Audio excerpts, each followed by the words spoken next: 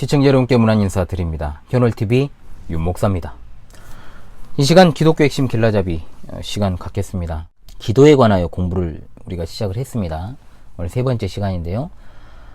지난 두 번의 강의를 통해서 그리스도인의 기도와 이방인의 기도, 참된 기도와 이방인의 기도의 차이점을 우리가 공부를 했습니다.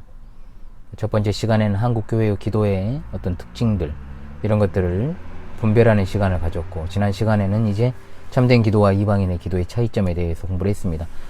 그래서 우리가 이제 무엇을 기도할 것인가를 공부하기 전에 그리스도인으로서 어떤 기도를 해야 할 것인가, 기도의 방향성에 대한 공부를 먼저 했습니다. 이 시간에는 교회의 기도로서의 성도의 기도란 무엇인가, 자, 이것을 주제로 공부를 좀 해보려고 해요. 현월TV 윤목사가 담임하는 광주 신실한 교회는 성도 전체가 함께 기도하는 공통된 5가지 기도 제목을 가지고 있습니다. 교회의 기도로서 이 교회가 추구하고 나아가야 될 방향성, 정체성, 그것에 관한 기도의 제목이죠. 그 가운데 우리 교회가 5번째 기도 제목으로 삼는 게 뭐냐, 말씀과 성례전과 기도로 충만한 신실한 교회가 되는 겁니다. 우리 교회 이름이 광주 신실한 교회입니다. 이 항목은 매우 중요합니다. 기도가 하나님과의 교제라고 했을 때 그것은 말씀의 강설과 성례전과 깊이 있게 연관이 된다는 것을 뜻해요. 그러니까 교회의 기도라는 것은 아무나 자의적으로 할 수 있는 것이 아니라 세례를 통해 교회에 입교한 성도가 된 자, 즉 하나님의 자녀로 공적으로 인정된 자가 기도를 통한 하나님과의 교제가 가능하다는 겁니다. 그것이 바로 성경적인 원리죠. 우리는 여기서 매우 중요한 것을 발견을 해야 되는데, 개혁된 교회, 즉 개혁교회에서는 말씀의 강설과 성례가 없는 상태에서 하나님과 정말 교제하는 은혜의 방편이나 도구가 없다는 겁니다. 그러므로 성도 개인의 어떤 일상의 삶 역시 말씀과 정말 말씀의 강설과 성례전의 범주 안에서 이루어져야 된다, 이 뜻입니다. 이 말은 곧 성도들의 모든 기도가 말씀의 강설과 물로 씻는 세례와 성도들이 함께 떡을 떼고 포도주를 마시며 주님의 몸과 피로 연합되어 있어야 된다라는 것이죠. 그러므로 하나님의 어미하심, 정말로 위대하심을 생각하면서 세상에 대한 정욕과 사랑을 모두 버리고 나서 기도하는 사람이야말로 합당하게 기도하는 성도다라고 지칭할 수 있게 되는 겁니다. 이는 주님의 말씀과 성례에 온전하게 참여하는 성도들이 가지는 기본 자세이고, 이웃을 위해 우리가 기도하는 것도 교회 전체와 교회에 속한 의미를 확인하는 방편으로서의 의미가 여기에 들어있다는 것이죠. 외적으로 우리가 주일 공적 예배 시 하는 공적 기도가 있습니다. 그리고 성도들이 개별적으로 이제 하는 사적인 기도가 있죠. 공적 예배 시간의 기도는 원칙적으로 말씀을 가르치는 자, 장로교회로 따지면 가르치는 장로인 목사 또는 치리하는 장로가 맡아 하는 것이 원칙입니다. 이것은 이제 무슨 목사나 장로에게 종교적인 특권이 있는 것을 의미하진 않아요. 그만큼 교회의 공적인 기도는 합당하게 세워진 직분자에게 맡겨진 것임을 의미하는데, 예배 시의 기도는 사실 목회 기도이기 때문에 말씀의 사역자인 목양자, 즉 목사가 그 기도를 감당하는 것이 저는 맞다고 봅니다. 공적인 기도를 할 때 그것은 교회를 대표하는 기도 아닙니까? 자, 준비가 필요합니다. 즉 하나님과 현실적인 교회의 관계성 속에서 어떻게 기도를 해야 할 것인가에 대한 개별적인 말씀에 대한 상고와 더불어서 각별한 준비가 필요한 것이 공적인 기도입니다.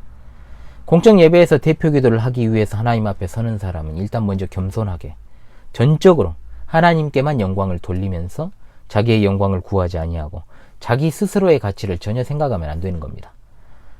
그러므로 공적인 기도는 반드시, 다시 말씀드립니다, 사전에 준비된 기도해야 됩니다. 즉흥적으로 하는 자의적인 기도가 너무 많아요. 사실 기도를 거의 설교에 가깝게 해버린 분도 있고, 공적인 기도는 자기 개인적 환경, 기분에 따라 하는 게 아닙니다. 무슨 텐션 높아지면 길게 하고 그런 거 아니잖아요. 늘 준비된 기도해야 된다는 것을 기억을 하십시오. 하나님과 교회 사이에 공적인 거룩한 교제의 시간을 자기의 사설을 남발하는 시간으로 만들어서는 안 되겠죠. 자, 이에 비해서 이제 우리가 다뤄야 될 것, 개별적인 기도는 어떻습니까? 공적인 기도와는 달리 사전에 준비해야 하는 기도가 아니고 자신의 일상적인 어떤 삶을 갖다가 하나님 앞에 고백하는 기도가 바로 개인적인 기도입니다. 그러나 개별적으로 기도할 때 자기 자신의 어떤 개인적인 목적이나 욕망이나 야심 등을 달성하기 위해 기도하는 건 잘못된 거예요. 분명히 말씀드립니다. 하나님께 요구하고 간구함으로 우리의 소원을 하나님 앞에 아뢰을 때에는 언제나 하나님의 영광을 널리 드러내는 것이 먼저고, 그의 이름을 증거하는 데 도움이 되는 일을 구해야 되는 것이고, 또한 동시에 우리 자신에게 유익한 은혜를 구하는 것. 자, 이것이 이제 합당한 기도죠. 구체적인 이제 무엇을 기도할 것인가는 이제 예가 기도를 공부하면서 다루게 될 거니까요. 그러나 여기서도 우리가 기억해야 될 것, 그것은 교회와, 언제나 성도의 기도는 교회와 연관된 기도여야 된다는 것. 이때 이루어지는 기도는 하나님의 말씀을 통해서 하나님의 위대하심과 또한 자신의 죄된 모습을 보는 가운데 회개와 감사와 찬양의 기도를 드리게 되는 겁니다. 분명한 사실은 성도는 교회와 분리되어 가지고 자기의 어떤 개별적인 풍요로운 삶과 윤택한 생활을 위해 기도할 수 없습니다. 단언합니다. 기도의 목적은 하나님의 뜻이 이루어지고 동시에 그 가운데 있는 교회의 존재에 있는 거예요. 즉 궁극적인 측면에서 기도는 단순하게 개인의 어떤 신앙생활에 있어서 은혜의 방편일 뿐만 아니라 당연한 거고, 주님 다시 오실 때까지 교회를 세우는 역할을 하는 것이 기도다 이 말이에요. 아주 중요하죠. 매우 중요합니다. 자, 그렇다면 당연히 기도는 본질상 하나님 중심으로 해야 되는 것이 맞겠죠. 그렇잖아요? 기도의 출발점이 하나님이시고 기도의 근거도 하나님이시고, 성도가 기도할 때는 언제나 성령의 감동, 감화하심을 따라서 그로 인해서 그 은혜의 신앙적인 반응을 하는 것이 기도니까 그렇습니다. 그런 정의가 가능하겠죠, 당연히. 위에 계시는 하나님께서 정말 세상에 살고 있는 그분의 백성을 계속해서 돌보시고 부르실 때 그에 대한 반응을 하는 것은 지극히 당연하니까요. 그러므로 당연한 말이지만요, 성도의 기도는 당연히 하나님 중심의 기도입니다. 잊지 마세요. 커피입니다. 성도가 기도하는 건요, 언제나 하나님의 영광과 하나님의 뜻이 이루어짐에 초점이 맞추어져 있어야 됩니다. 기도하는 인간이 그 행위를 공로로 인식을 해가지고 또 하나님께로부터 내가 인정을 받고 그렇게 하고자 하거나 또는 자기 뜻을 이루고자 하는 것은 바른 기도의 범주에서 이미 벗어난 겁니다. 대파를 팔고 있어요. 자, 하나님을 이용해서 세상에서 자신의 목적을 이루는 건 사실상 하나님 모욕하는 것임을 여러분 기억하십시오. 하나님의 은혜를 받은 자로 우리는 어떤 경우에도요, 세속적인 목적을 위해서 기도해서는 안 돼요. 하나님 은혜 받았잖아. 이미 다 받았다니까? 이걸 인정을 끝까지 안 해. 이미 은혜로 다 받은 거예요. 이미 앞선 제가 2번의 강의에서 그리스도인의 기도, 참된 기도와 이방인의 기도, 거짓 기도의 어떤 차이점을 살폈습니다만, 만일 그렇게 기도하는 사람이 있다면 다시 가세요. 그쪽으로. 2번의 강의로 다시 가세요. 길어서 보기 싫다? 그럼 자격 없어요. 진짜 다시 봐야 돼요. 아직 하나님의 은혜를 입지 못한 거예요. 제대로. 자신의 삶이 하나님으로 인해 만족하지 못하고 있다는 표시일 수밖에 없다는 거예요. 그게.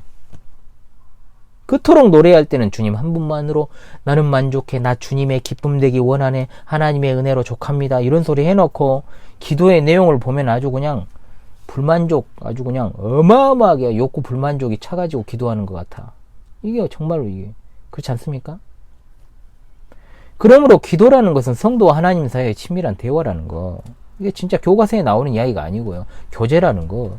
우리는 하나님에 대한 경외심을 가져야 되고 겸손한 마음을 가지고 불필요하게 잡스러운 요구를 확 늘어놓거나 하나님이 허락하신 범위를 넘어가지고 막 완전히 탐욕에 가까운 태도를 가지고 정말 기도하지 않도록 순결한 마음과 자세를 먼저 가져야 되고, 먼저 하나님을 바르게 섬겨야 되고, 하나님의 위대하심이 반드시 우리 삶으로 기도로 드러내야 된다 이 말이에요. 그러므로 하나님의 말씀에 따라 올바르게 기도하는 것이 참으로 중요합니다. 여러분 생각해 보세요. 솔직히 말하면 이 세상에는요, 기도 전혀 하지 않으면서도 잘 먹고 잘 사는 사람들이 넘쳐납니다. 날 때부터 그냥 기득권으로 태어난 사람들은 그 기득권을 누리면서 또 그 기득권을 그 다음 대에 물려주잖아요. 복음도 몰라. 복음을 모르니까 기도를 안 하죠. 당연히 할 수도 없죠. 그저 어려울 때 천지신명 찾고 옥화상처 찾고 정말로 알라까지 동원하면서 이제 그러잖아요. 석가모니 다 등장을 시키죠. 이런 사람들이 사실은 보란듯이 시험에도 합격하고요, 사업에도 성공을 하고요, 부도 쟁취하고 명예도 쟁취하고 사랑도 쟁취하고 심지어 건강하게 살아가고 있는 사람들이 주위에 많아요. 그러나 한번 다른 한편을 생각해봐요. 늘 정말 그렇게 되고 싶고, 아니 사실 조금 소박하게나마 나는 그런 것까지는 바라지 않아 라는 생각을 하지만 마음 한구석에 그래도 조금 여유있게 살아가고 싶은 그런 마음을 담아서 늘 기도하지만, 물론 합리화 많이 시키죠. 이제 전혀 삶이 자기가 원하는 대로 돌아가지 않는 사람들 어디 있어요? 어디 있습니까? 교회 다니는 사람들이죠. 교회 안에 있죠. 한평생 교회에 출석했다는 교인들에게서 이런 모습 나타나잖아요. 뭐 아니라고 말씀하면 상관없습니다. 그럼 넘어가면 돼요. 또 그것은 그것대로. 아니면 된 거죠. 뭘 말하고자 하는 것이냐. 자, 그래서 약간 삐딱하게 강의를 보시면 안 됩니다. 자, 만약에 그런 식으로 강의 들으신다면 안 들으셔도 상관없어요. 어차피 길어서 제대로 보지도 않겠지만. 자, 그럼 그건 무엇을 의미할까요? 그것은 하나님께서 우리가 일반적으로 정확히 말하면 세상 돌아가는 이치대로 응답하시는 분이 아니라는 거예요. 이 전제를 정확하게 해야 됩니다. 이게 바로 실제적인 예입니다. 하나님이 우리에게 응답하실 때는 세상 돌아가는 이치대로 응답하시는 것이 아니다. 하나님은 이 세상의 이치대로 다른 이방인들이 그들의 신에게 뭘 원해요? 자기들이 원하는 것들을 막 정말로 말하고 얻기 위해서 막 각성시키고 신을 깨우고 흔들고 난리잖아요. 하나님이 무슨 이 세상에 살고 있는 성도들의 삶을 풍요롭게 하는 일을 하는 관장하는 그런 신입니까? 아니십니다. 그 사실 잘 깨닫지 못하면요, 백날 천날 교회를 다녀도요, 기도 이야기 나올 때마다 이해 안 되는 표정 지을 거고요, 막 고개 막 갸우뚱하고, 설교 시간에 정말 제일 보기 싫은 내용, 뭐 솔직히 그게 뭐냐, 고개 갸우뚱하는 사람들. 그래가지고 혹시 뭐 설교에 궁금점이 있으십니까? 물어보면 또 말 안 해. 또 그냥 힘껏 가르쳐도 제가 처음에 말씀드렸고 그래서 어쩌라고 뭐 이렇게 해버린다거나, 이방인식의 기도의 고정관념 못 깨면요 절대 앞으로 못 갑니다. 절대로. 우리가 그런 하나님을 알게 된다면요 기본적으로 자기 목적을 이루기 위한 기도 안 합니다. 마치 하나님이 자기 목적을 채워주기 위해 존재하는 분인 것처럼 소위 불경스러운 생각을 하죠. 생떼를 쓰듯이 기도해요. 불신앙적인 것이고 정말 하나님을 모독하는 결과가 되고 만다니까요. 성도가 하나님의 뜻 가운데서 바르게 기도한다면 항상 하나님의 응답 가운데 살아가게 된다는 것을 기억하시기 바랍니다. 명심해야 됩니다. 기도 응답이라고 하는 것이 여러분 어떤 내가 원했던 것에 대한 개별적인 세부 항목에 대해서 어떤 결과를 주셨느냐 무슨 채점표 하듯이 동그라미 X 치는 게 아니에요. 그딴 식으로 가르치는 사람들이 있는데 정말 용서가 안 됩니다. 영광 중에 다시 오실 예수 그리스도의 재림을 대망하는 교회의 큰 시야로 바라보고 이해해야 된다라니까요. 이방인의 기도 그만 그쳐야 돼요. 이제 정말. 자, 그렇다면 성경은 기도에 대해 어떻게 가르치고 있는가? 자, 이것 때문에 제가 이 긴 강의 하고 있잖아요. 서론도 길고. 그래서 앞선 2번의 비교적 긴 강의를 올렸던 겁니다. 기도에 대한 표준은 여러분 신자라면 누구나 알고 있는 예수님께서 친히 제자들에게 가르쳐 주신 일반적으로 주기도문이라 하지만 저는 애가기도라고 부른다고 했죠. 주기도문이란 말을 제가 사용하지 않는 것 말씀을 드릴게요. 주기도문이라는 말이 문으로 끝나잖아요. 그렇게 되면 이것의 의미보다는요, 이것 자체를 외우는 것이 중요한 경문과도 같은 느낌이 드는 것이 사실이고, 또 무엇보다 이것을 오해하는 자들에게는 기도를 빼버리면 뭐가 돼요? 주문이 된다는 거죠. 주문 되어버립니다. 그래서 사실은 주문처럼 애가기도를 외우는 일들이 있는데 외우는 것 자체가 문제라는 것이 아니라요, 이것을 어떻게 바르게 이해하고 적용해야 하는가를 가르치는 것이 교회의 사명이고, 성도들은 이 애가기도를 바르게 배워서 기도 실천해야 되는 겁니다.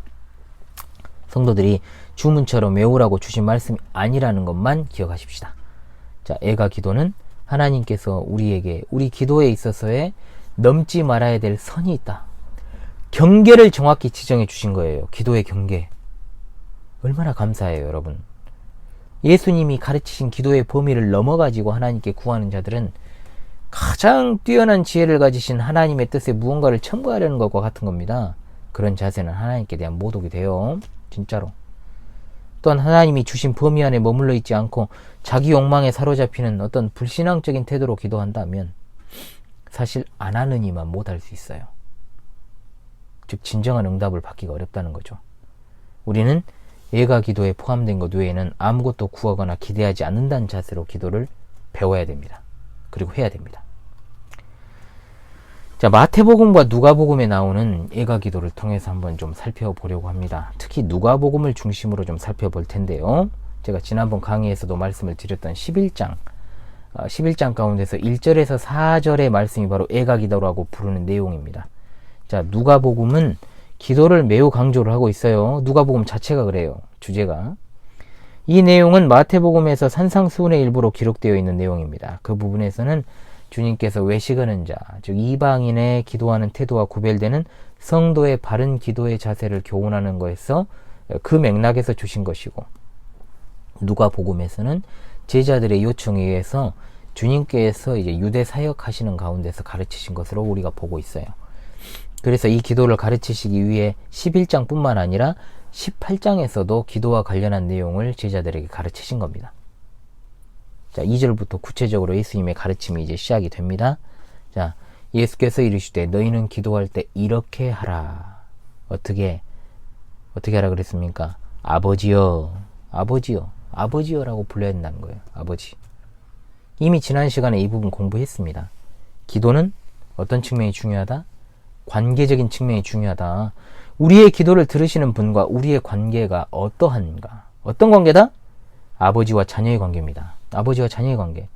이는 기도의 대상이 하나님 아버지시라는 것을 우리에게 가르쳐주고 계시는 거예요.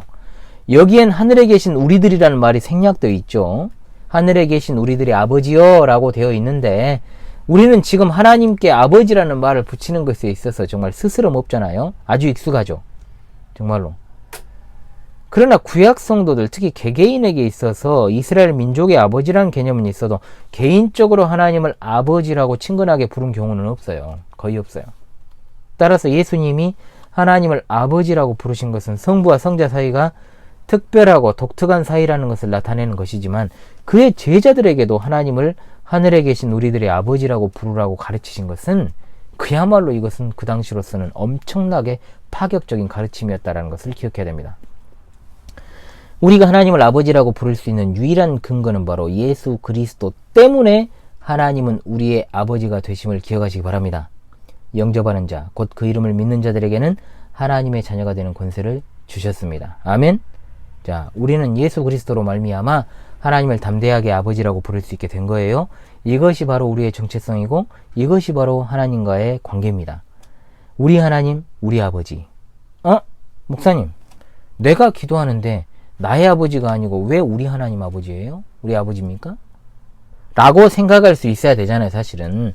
그런데 우리 한국인들은 우리라는 말이 굉장히 일상적으로 이것을 쓰는 민족이기 때문에 이런 질문이 안 나와요. 그럼에도 기도는 우리가 개인적으로 하고 있잖아요. 자, 왜 우리 하나님 아버지, 우리 아버지냐? 우리라는 말에 들어있는 매우 중요한 의미를 생각해야 됩니다. 하나님이 나만 구원하셨습니까? 아니죠. 다른 지체도 구원하셨죠. 그런데 바리새인들은 어떻게 기도했어요? 나는 저것들하고 같지 않으니 감사합니다. 이런 기도 안 받죠? 당연히 안 받으시죠.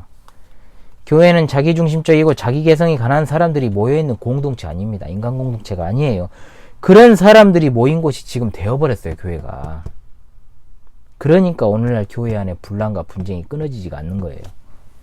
왜 예수님이 가르치신 기도의 시작이 하늘에 계신 우리 아버지인가도 생각하지 않는 자들이 모여 있으니까. 사실은 바리새인과 같은 생각으로 서로를 바라볼 수 있고 그런 기도밖에 못한다는 거예요.